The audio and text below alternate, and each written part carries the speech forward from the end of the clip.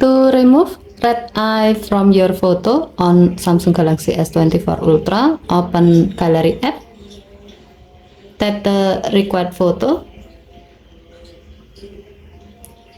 tap the pencil icon at the bottom of the screen to go to the edit photo screen, tap the four dot icon at the bottom of the screen, tap face effect, swipe the icon area below the photo to the left,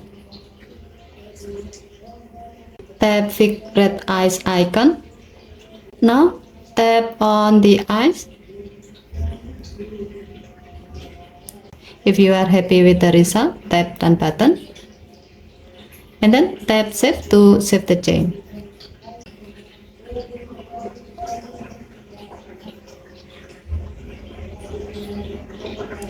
Okay, thank you for watching. Please help to like and subscribe. Have a nice day.